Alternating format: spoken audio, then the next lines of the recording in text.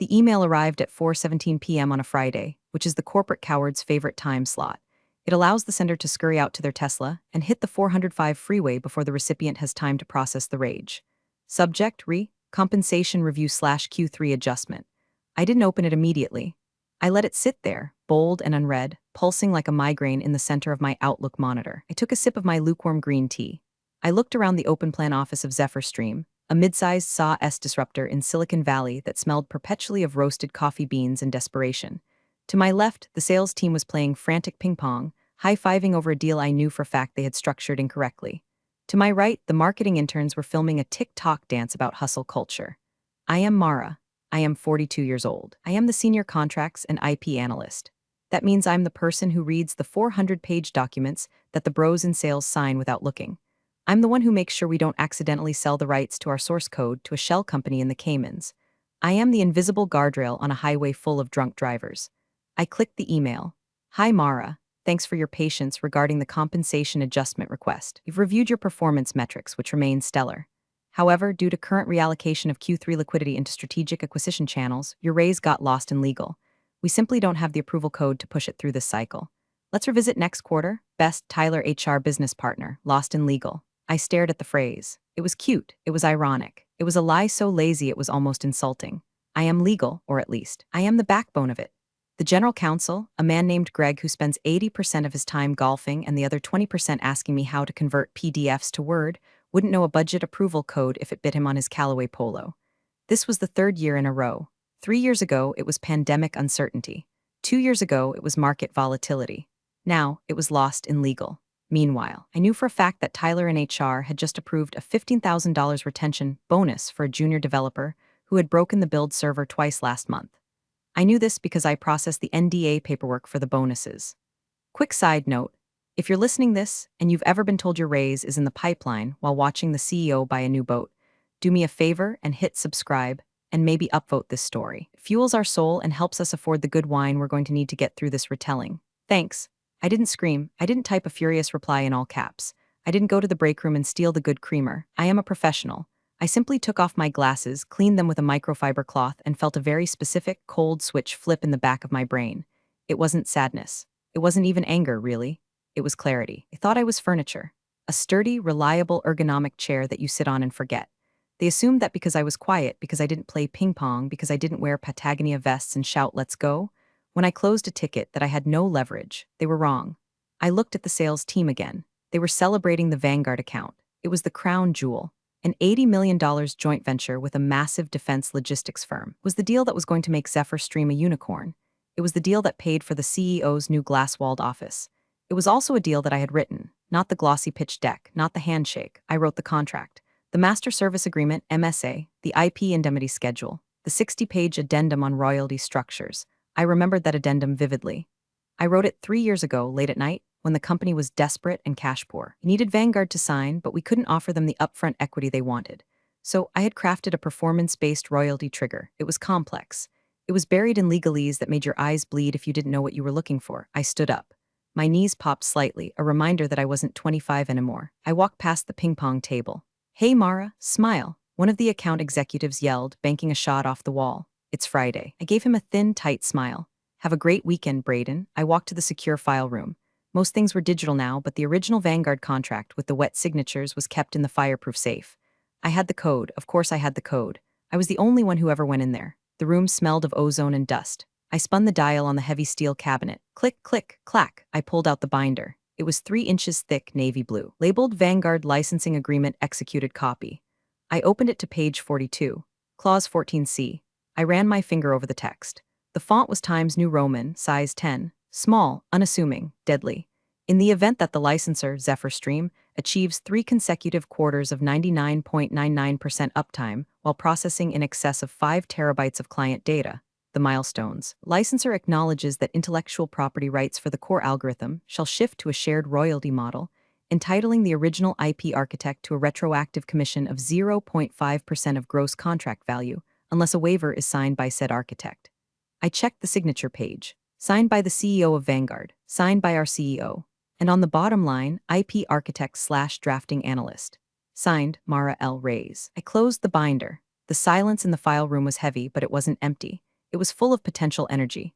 Lost in legal, I whispered to the empty room. The irony was delicious. My raise wasn't lost. It was right here, hiding in plain sight, compounding interest for 3 years. I wasn't going to reply to Tyler. I wasn't going to beg.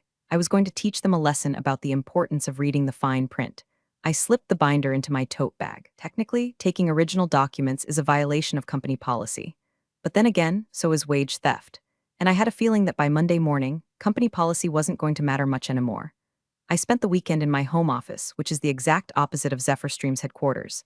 It's quiet, it's organized. There's no ping-pong table, only a very efficient espresso machine and a cat named Sertarari who judges me from a sunbeam. I had the contract, now I needed the data. Clause 14C was a dormant trigger. It relied on performance metrics. If the company sucked, the clause meant nothing. If the company did well, exceptionally well, the clause woke up and demanded to be fed. I logged into the admin dashboard. My access level is God mode. Not because I'm a hacker, but because 5 years ago, the CTO got tired of manually approving my requests for audit logs and just gave me root access to the data warehouse. He probably forgot he did it. People forget a lot of things about me. I pulled the uptime reports for the last 24 months. Q1 2023, 99.992% uptime. Q2 2023, 99.995% uptime. Q3 2023, 99.998% uptime. There it was. The first milestone, 3 consecutive quarters of near perfection. I remembered those months. The engineering team had slept under their desks. I had personally ordered 70 pizzas for late-night coding sessions. The CEO had bought himself a Porsche to celebrate the team's resilience. I had received a $50 Starbucks gift card. Next, the data volume. Client data processed, 12 terabytes. 15 terabytes, 22 terabytes, way over the 5 TB threshold. I sat back, the blue light of the monitor reflecting in my glasses. The math was simple, but the implications were staggering. 0.5% of the gross contract value. The Vanguard deal was valued at $80 million over 5 years. That's $400,000. Plus retroactive penalties for failure to notify. Plus interest, we were looking at $500,000. Minimum. But it wasn't just the money, it was the structure. I had written Clause 14C as a poison pill to protect the company from a hostile takeover back when we were a startup. It was designed to make the IP expensive if someone tried to steal it. But in their arrogance, the current executive team, most of whom were hired after I wrote the contract, had never bothered to reread the legacy agreements. They treated the Vanguard deal like a cash cow, milking it dry, oblivious to the fact that the fence around the pasture was electrified. I printed every log. I printed the quarterly reports where the CEO bragged about these exact numbers to the board. I printed the email from the CTO confirming flawless execution of Vanguard protocols. I was building a fortress of paper. Sunday night, I sat on my patio with a glass of Cabernet. I watched the California sunset bleed purple and orange over the hills. I thought about Tyler in HR. I thought about his lost in legal email. He had tried to save the company maybe $10,000 a year by denying my raise. In doing so, he had forced me to audit my own worth. I took out my phone. I didn't call a lawyer, not yet. I called the one person who would appreciate the irony of this situation as much as I did. I called the enemy. Well, enemy is a strong word. In the world of high-stakes contracts, opposing counsel isn't your enemy, they are your sparring partner. If you're good, there's a mutual respect. I dialed the number for Robert Vance. He was the general counsel for Vanguard, a shark in a bespoke suit, a man who had negotiated treaties for defense contractors. He scared the living daylights out of our CEO. He answered on the second ring. Mara, his voice was gravel and expensive scotch. Sunday, either the servers are down or you're quitting.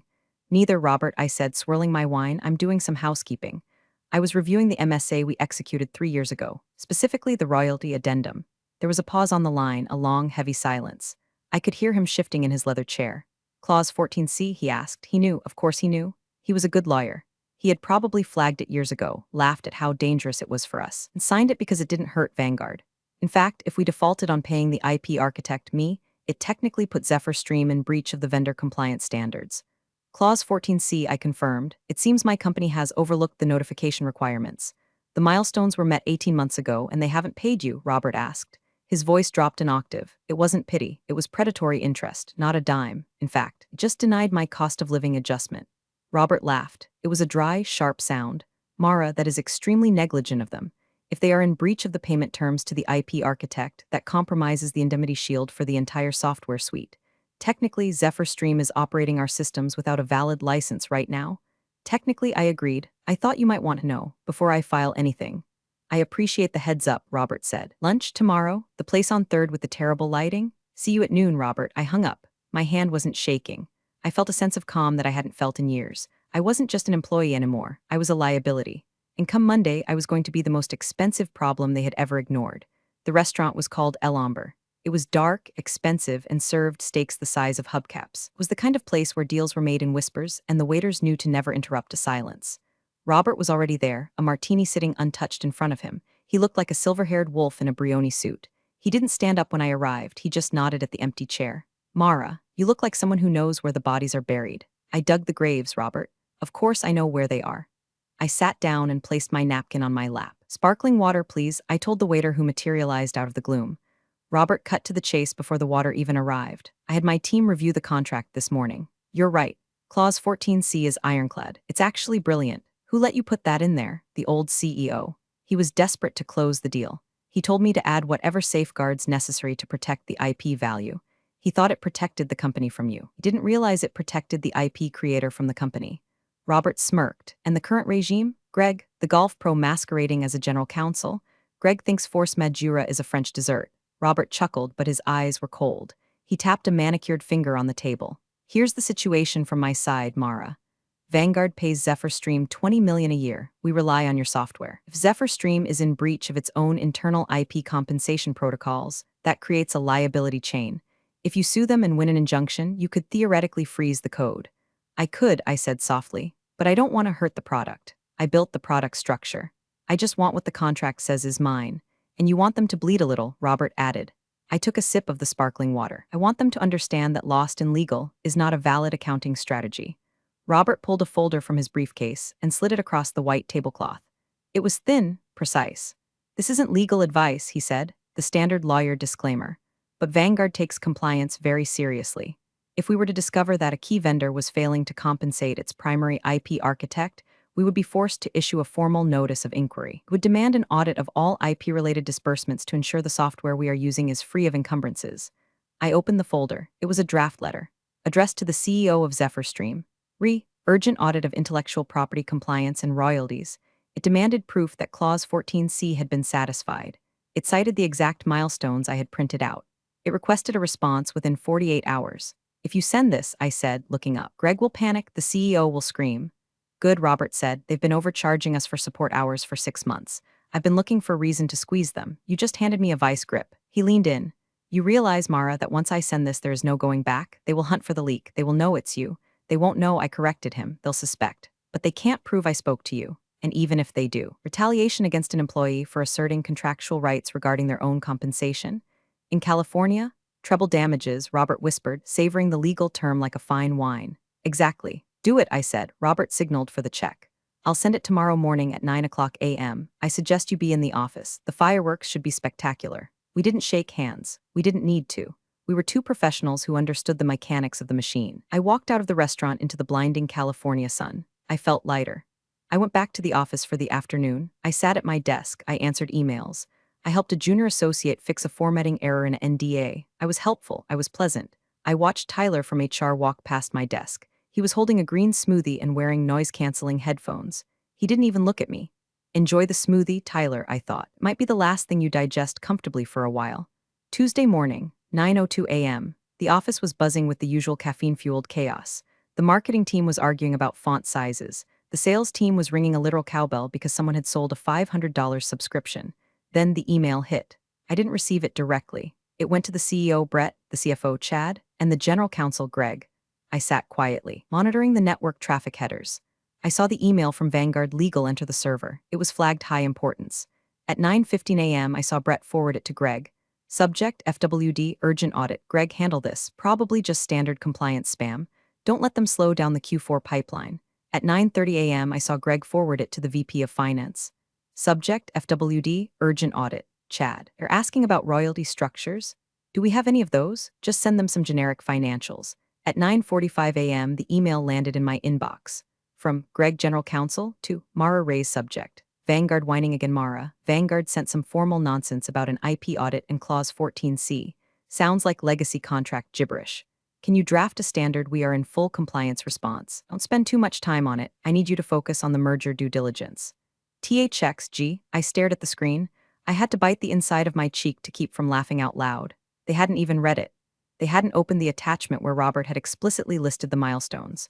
They saw Clause 14C, didn't know what it was, and blindly forwarded it to the one person in the company who knew exactly what it was. They were asking the arsonist to investigate the smell of smoke. I opened the email. I hit reply. Hi Greg, I'll log this in the compliance tracker.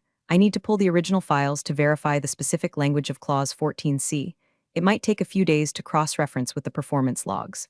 I'll keep you posted. Best Mara, sure thing. Take your time, Greg replied instantly. Take my time. I wasn't going to take my time. I was going to let the clock run out. The Vanguard letter demanded a response within 48 hours. That meant Thursday morning. If we missed the deadline, Vanguard reserved the right to suspend payments pending investigation. I created a new digital folder on my encrypted drive. I named it Contingency Escalation. Into this folder, I dragged 1. The original email from HR denying my raise. 2. Email from Greg asking me to handle the audit regarding my own unpaid royalties. 3. A PDF export of the Slack conversation where Chad, CFO, joked about hiding profits to avoid paying out bonuses last year. I archive everything. Never annoy the person who manages the data retention policy. Wednesday passed in a blur of surreal normalcy. I sat in meetings where Brett talked about radical transparency and valuing our people. I watched him present a slide deck about our record-breaking uptime. We are unstoppable. Brett cheered, fist pumping. Vanguard is thrilled with our performance. They are thrilled with the performance, I thought. They are less thrilled that you're stealing from the architect of that performance. I looked at Greg during the meeting. He was scrolling through Instagram on his phone under the table. He had completely forgotten about the Vanguard email. To him, it was just another task he had delegated to the help. I felt a strange sensation in my chest. For years, I had resented being invisible. I hated being the woman in the gray cardigan who fixed the formatting while the men in vests took the credit. But now, invisibility was a superpower. I was a ghost in the machine. I was walking through walls, planting dynamite, and they were handing me the matches. Thursday arrived. The 48-hour deadline was approaching. I didn't send the response. I didn't draft the "We are in compliance" letter. Instead, I updated the ticket in our internal system. Status, pending legal review, awaiting executive sign-off. Technically, I was waiting. I was waiting for them to do their jobs. I was waiting for them to realize that the cliff edge was right there. They didn't. At 5 p.m. on Thursday, the deadline passed. At 5:01 p.m., my phone buzzed. A text from Robert. Radio silence. Old move, I replied. They think it's spam. They delegated it to me. I'm reviewing. Robert replied with a single emoji. Popcorn, the trap was set. Now we just had to wait for the snap. Friday morning, the audit committee meeting. This was usually a borefest where Chad, the CFO, tried to explain why we were burning cash faster than a bonfire in a wind tunnel. Today, however, the atmosphere was different. There was a weird energy. We gathered in the Disrupt conference room. Glass walls, uncomfortable avant-garde chairs, a $20,000 espresso machine humming in the corner. Chad stood at the head of the table. He was 35, wore a vest that cost more than my car, and had the confidence of a man who had never been told no in his life. Okay team, Chad said, clapping his hands. Vanguard payments are looking weird this month. Accounts receivable says the wire is pending. Anyone know why? My heart did a slow, heavy thud. Vanguard had frozen the payment. Robert moved fast, probably just a bank holiday in. Wherever they bank, Greg said, spinning a pen. I'll ping them, do that, Chad said. We need that cash flow for the Q4 offsite in Tahoe. Then a voice spoke up from the end of the table. Actually, it was Kevin. Kevin was a 22-year-old junior analyst, fresh out of Stanford. Smart. Too smart. I was looking at the liability ledger yesterday. I saw a flag on the contingent liabilities tab. Something about royalty class B. It's accruing at like 0.5% of gross. The room went quiet. Chad frowned. Royalty? We don't pay royalties. We're a SaaS platform, not a record label. It's in the legacy code base, Kevin persisted, tapping his laptop. Clause 14C? It says it triggers upon uptime milestones. The system automatically flagged it as a liability because our uptime is so high. Chad looked at Greg. Greg, what the hell is Kevin talking about? Greg looked blank. I don't know. Probably some old boilerplate the previous lawyers left in. Ignore it. I can't just ignore a flagged liability, Kevin said, his voice shaking slightly. If the auditors see this? Kevin, Chad snapped. We are not paying royalties. Delete the flag. Reclassify it as system error. I watched Kevin. He looked uncomfortable. He looked at his screen. And he looked up and locked eyes with me.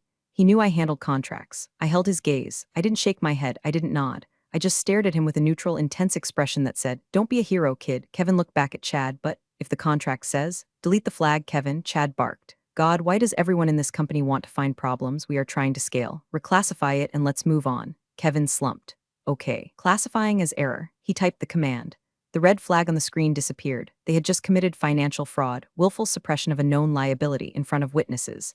I quietly opened my notebook and wrote down the time, 10:14 a.m. Chad orders deletion of Clause 14C liability flag. Kevin complies under duress. Mara, Chad turned to me suddenly. You track the IP stuff. We don't owe anyone royalties, right? This was the moment. I could lie and protect myself for now, but implicate myself later. Or I could tell the truth in a way they wouldn't hear. The contract language is very specific, Chad, I said, my voice steady.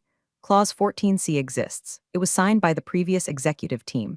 Whether or not you choose to acknowledge the liability is an accounting decision, not a contractual one. See, Chad said, turning back to the room. It's legacy junk. An accounting decision. And I've decided it's zero. Moving on, he heard what he wanted to hear. He heard you can decide. He didn't hear you are breaking the law. I looked down at my notebook. My hand was trembling slightly now, not from fear, from adrenaline. After the meeting, I received a Slack message from Kevin. Kevin, hey Mara, that clause? It had your initials on the draft log. You wrote it, didn't you? I hesitated. Kevin was a good kid. I didn't want him to go down with the ship. Mara, Kevin, if I were you, I would send an email to Chad confirming his instruction to delete that flag. BCC your personal email, just for your records. Kevin, is it that bad? Mara, do it now. I saw the Kevin is typing, bubble for a long time, then it stopped. 10 minutes later, I got a BCC on an email from Kevin to Chad. Subject, confirmation of instruction to reclassify royalty flag. Chad, per our meeting. I have removed the liability flag as instructed. Smart kid. He just bought himself a life raft. As for Chad and Greg, they had just drilled a hole in the hull of the Titanic to let the water out. The weekend felt like holding your breath underwater. Vanguard had frozen the payment on Friday afternoon. Usually this would trigger alarms immediately. But Chad, in his infinite wisdom, had left early for a networking retreat in Napa. The accounts receivable team saw the error, emailed Chad, got his out-of-office auto-reply, and decided it was a problem for Monday. Perfect storm. I spent Saturday morning with my personal attorney, a sharp, terrifying woman named Alina who operated out of a strip mall office next to a Thai massage parlor. Don't let the location fool you. Alina ate corporate lawyers for breakfast. I laid it all out, the binder, the emails, the lost in legal rejection, timeline of the ignored Vanguard notices, the notes from the finance meeting where Chad ordered the fraud. Alina read through everything, her face unmoving. She flipped through the pages with a rhythmic snap, snap, snap. Finally, she looked up over her glasses. They are incredibly stupid, she said. They're arrogant, I corrected. They think rules are for other people. Well, Alina smiled, revealing very white, very sharp teeth. Rules are about to become very expensive for them. Here is the strategy. Vanguard sues for breach. Zephyr Stream will panic. They will try to fire you for negligence in not warning them. That's when we drop the whistleblower suit. Retaliation, wage theft, and since they ordered the deletion of the financial flag, Sarbanes-Oxley violations. I don't want to destroy the company, Alina, I said. I just want my royalties, and I want them to admit they were wrong. Mara, she said gently, you don't get one without the other. You're a cancer, you have to cut it out. She drafted a letter of representation. To Zephyr Stream Legal Department. Rights and claims of Mara L. Raise regarding intellectual property royalties. Do not send this yet, Alina instructed. Wait until Vanguard drops the hammer. Then, 10 minutes later, you send this to HR. It freezes them. They can't fire you while you have an active legal claim regarding the very issue they are being sued over. Makes you untouchable. I went home. I cleaned my apartment. I scrubbed the grout in the shower. I needed to do something with my hands. Sunday night, I couldn't sleep. I sat in my living room, staring at the dark screen of my TV. I thought about the last 5 years, the late nights, the weekends I worked for free because we're a family, the time I missed my niece's baptism because the server crashed and I had to review the emergency vendor contracts. I had given them everything and they couldn't even give me a cost of living raise. Your raise got lost in legal, I whispered to the dark. It wasn't about the money anymore. It was about dignity. It was about the fact that they looked at me and saw nothing. Well, tomorrow they were going to look at me and see God. I opened my planner to Monday's date. I wrote a single word, subpoena. I laid out my outfit for the next day, a black blazer, sharp, severe. A funeral for your career suit. I checked my email one last time. Nothing from Chad, nothing from Greg. They were sleeping soundly, dreaming of bonuses in Tahoe. I turned off the light. Sleep tight, boys, I said. Winter is coming. Monday, 8:45 a.m., the all-hands meeting. This was a monthly ritual where Brett stood on a stage. Yes, we had a stage in the break room and told us how we were changing the world. The room was packed. People holding coffees. Looking tired. Brett was up there wearing a t-shirt that said disrupt under a $2,000 blazer. This quarter is looking incredible. Brett shouted into the microphone. Vanguard is expanding. We are looking at a 20% growth trajectory. I stood in the back, leaning against the wall near the exit. I checked my watch. 8:52 a.m. The double doors at the back of the room opened. It wasn't a late employee. 2 men in dark suits walked in. They weren't wearing tech casual. They were wearing federal court formal. Behind them walked Robert Vance. The room quieted down. Ripples of confusion spread from the back to the front. Brett stopped talking mid-sentence. Can I help you, gentlemen? Brett asked, squinting against the stage lights. Robert walked straight to the stage. He didn't look at the crowd, he looked at Brett. Brett Sterling, Robert asked. His voice didn't need a microphone, it carried. Yeah, who are you? One of the men in suits stepped forward and handed Brett a thick stack of papers bound with a heavy clip. You are being served, the man said. Civil lawsuit for breach of contract, intellectual property theft, and willful noncompliance. Plaintiff, Vanguard Defense Logistics. The room went dead silent. You could hear the espresso machine hissing in the distance. What is this? Brett laughed nervously. Is this a prank, Chad? Greg? Greg pushed his way to the front. Robert, what the hell is this? We have a meeting scheduled for. We had a deadline, Robert cut him off. It expired Thursday. You failed to respond to a formal notice of audit. Per Clause 14C in Section 9 of the MSA, Vanguard is immediately terminating the service agreement for cause and seeking damages for unauthorized use of unlicensed IP. Terminating? Brett's face went the color of Elmer's glue. You can't terminate. That's an $80 million contract. It was an $80 million contract, Robert corrected. Now it is a lawsuit for $120 million, including treble damages for the fraud detected during our preliminary review. Fraud? Chad squeaked from the side of the stage. We have reason to believe you suppressed known liabilities regarding the IP architect's royalties, Robert said, his eyes scanning the room. He found me. I didn't wave. I didn't smile. I just adjusted my glasses. Robert looked back at Brett. Your license to use the software is revoked effective immediately. Unless, of course, you can prove you have settled the outstanding debts to the IP owner. Brett looked at the papers in his hand. He flipped them open. IP owner, we own the IP. Read page 42, Brett, Robert said coldly. Clause 14C, you don't own it until you pay the royalty, and you haven't paid. Greg grabbed the papers from Brett. He scanned the page. I saw the moment it hit him. I saw his hands start to shake. The paper rattled audibly. The raise, Greg whispered, the cost of living adjustment. He looked up. He looked at the back of the room. He looked at me. Every head in the room turned. 200 people followed Greg's gaze to where I was standing by the exit. I didn't shrink. I didn't look down. I walked forward. The crowd parted like the Red Sea. I walked right up to the stage. Mara, Brett asked, his voice trembling. What is going on? I think I said, my voice calm and clear, that my raise just got found illegal. I pulled an envelope from my blazer pocket. Alina's letter, representation and whistleblower protection. I handed it to Greg. I believe this belongs to you, I said. Then I turned to Robert. Shall we go to a conference room? It seems we have some negotiating to do. Robert smiled, a shark smelling blood in the water. After you, Miss Reyes. Walked out of the break room together. Behind us, the silence shattered into absolute chaos. 10 minutes later, we were in the boardroom. On one side, me and Robert. On the other side, Brett CEO, Chad CFO, and Greg GC. In the middle, the thick stack of lawsuit papers and a very heavy silence. Brett looked like he was going to vomit. Mara, look, we can fix this. We can. We can unlock that raise. Retroactive. 5%, 10%, I laughed. It was a genuine laugh. Brett, we are way past 10%. We are talking about Clause 14C. Do you know what that is? It's some bullshit loophole you hid in the contract. Chad yelled. He was sweating. It's sabotage. It's a standard protection clause, Robert interjected smoothly. One that your company signed, and your company triggered by hitting the milestones, and your company ignored when notified. We didn't know, Greg pleaded. Mara didn't tell us. I sent you an email on Tuesday, I said quietly. Subject, Vanguard whining again. You told me to handle it. You told me to prioritize the merger due diligence.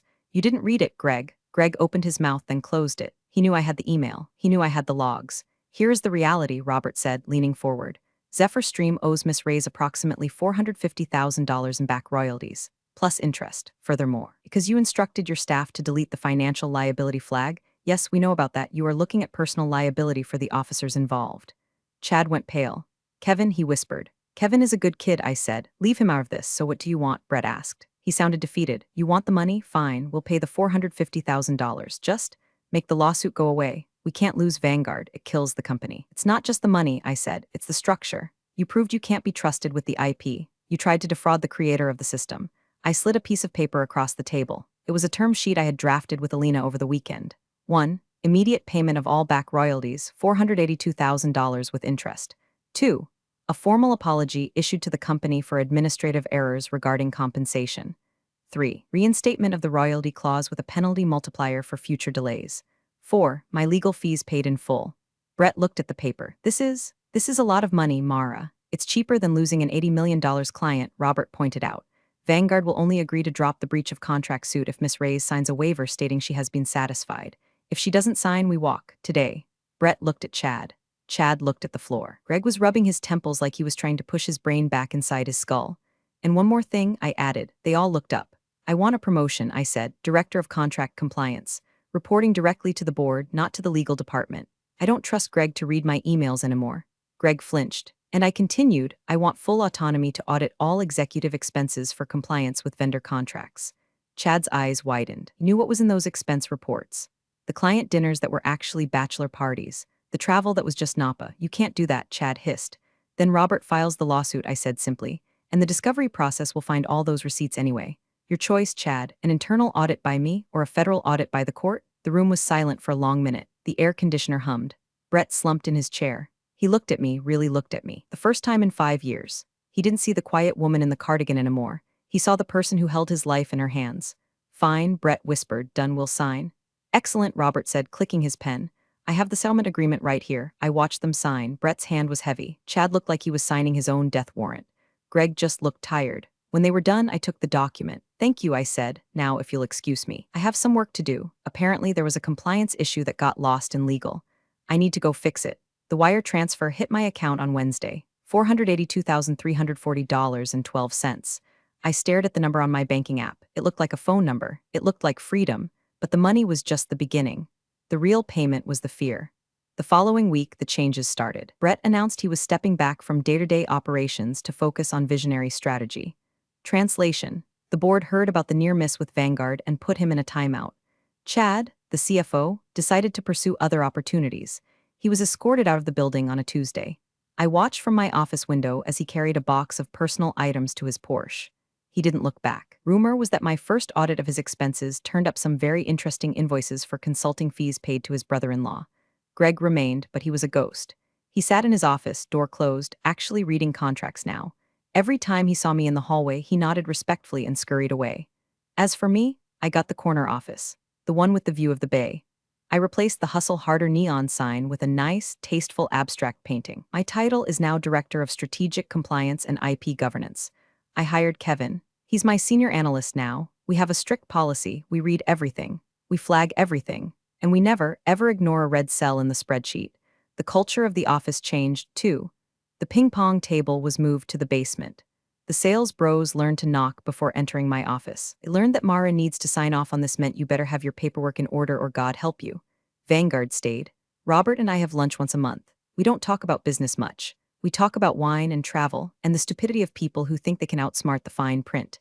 One afternoon, about 6 months later, I got an email from Tyler in HR.